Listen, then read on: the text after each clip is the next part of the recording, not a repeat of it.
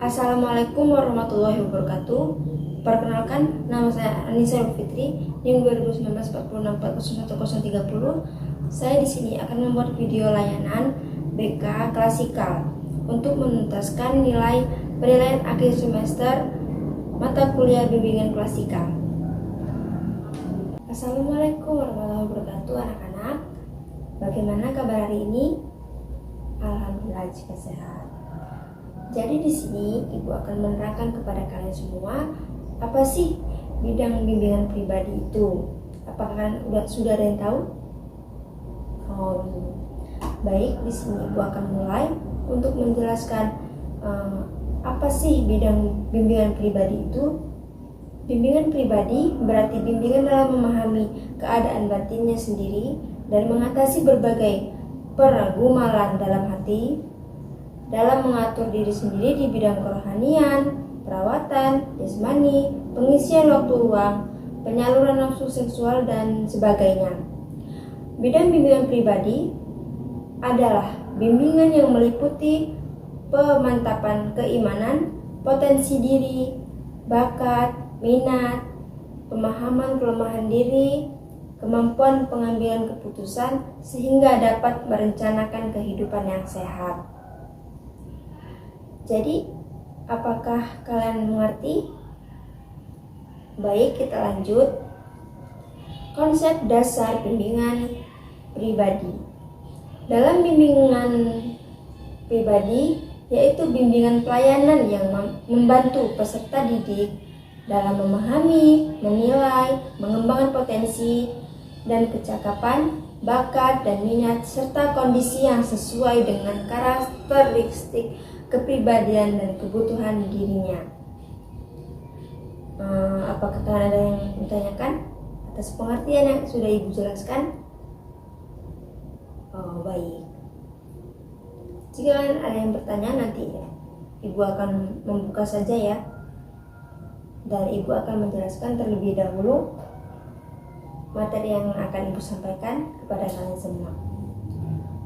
Apa sih itu pemahaman diri?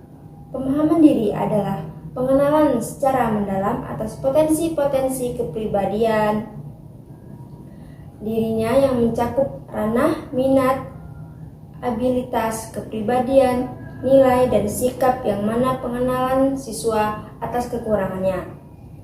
Bila seseorang memiliki pemahaman diri yang baik, hal ini akan membuat orang dapat mengetahui apa potensi apa yang di dalam dirinya. Pemahaman diri merupakan suatu bentuk upaya pencitraan diri seseorang akan kekurangan dan kelebihannya. Maka individu tersebut akan membentuk rasa percaya diri yang timbul dalam pemahaman dirinya. Karena orang dengan percaya diri batin juga sangat sadar diri.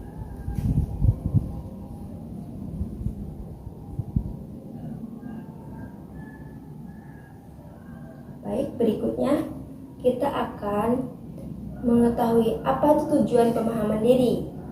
Tujuan pemahaman diri bagi siswa adalah mampu mengeksplorasi potensi diri mereka yang mencakup minat, abilitas, cita-cita, sehingga individu dapat merencanakan karir yang sesuai dengan potensi diri. Siswa bisa mempersiapkan diri dengan baik dalam memasuki dunia kerja. Jadi kalau kita mau masuk ke dunia kerja, kita harus memahami diri kita sendiri dulu. Karena jika kita tidak bisa memahami diri kita sendiri, kita tidak akan betah bekerja walaupun dimanapun itu, karena kita salah menaruh di mana tempat hati yang ingin kita lakukan. Jadi sekarang kita lanjut ke ciri-ciri pemahaman diri. 1. Suka belajar dan mampu melihat kekurangan diri. 2. Memiliki sikap yang luas. 3. Berani melakukan perubahan secara total untuk perbaikannya. 4. Tidak mau menyalahkan orang lain maupun keadaan. Memiliki sikap yang tulus bukan kelicikan. 6. Memiliki rasa tanggung jawab, menerima kritikan dan saran.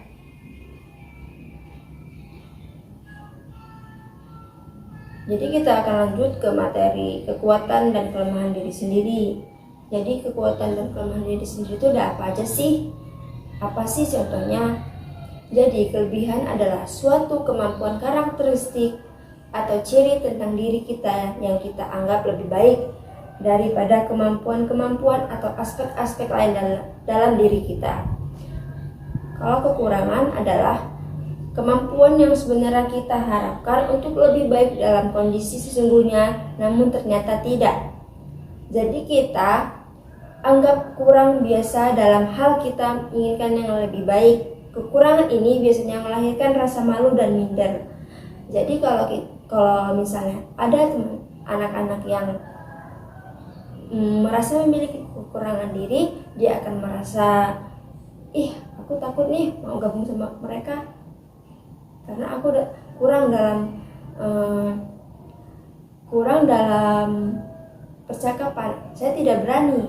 Dan terus misalnya anak-anak ingin maju presentasi lalu gugup, itu juga karena kelemahan diri yang mengganggu kita. Jadi kita malu dan gugup.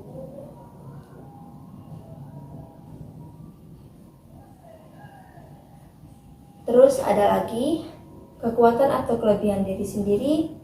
1. Percaya diri, merasa tanggung jawab terhadap pekerjaan. 3. Penuh semangat, pendengar yang baik, berjiwa besar, supel dan mudah bergaul, berusaha jujur, sopan, integritas, dan sikap hormat. Kekurangan pada diri sendiri.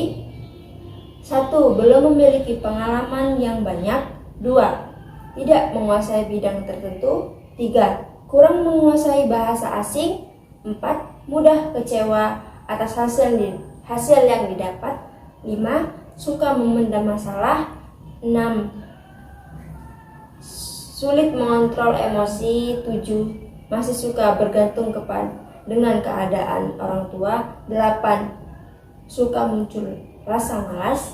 9. Merasa tidak enak dengan orang lain. 10. Kadang suka tanpa kehendak. Jadi begitu saja materi yang Ibu bisa sampaikan kepada kalian semua. Kurang lebihnya Ibu mohon maaf. Jadi apakah ada yang ingin bertanya?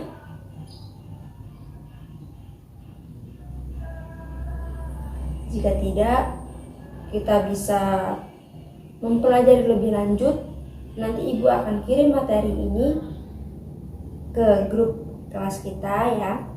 Jadi kita lebih bisa memahami apa yang sudah Ibu jelaskan tadi. Jadi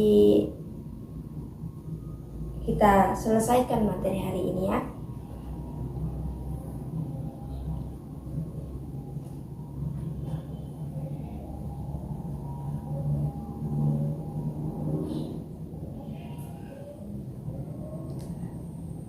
Jadi sekarang Ibu selesaikan, Ibu tutup ya. Kalau misalnya Ibu memiliki salah dalam ucapan maupun sengaja dan tidak sengaja, mohon dimaafkan. Jadi Ibu tutup saja ya sekarang, tanpa mengurangi rasa hormat. Waalaikumsalam warahmatullahi wabarakatuh.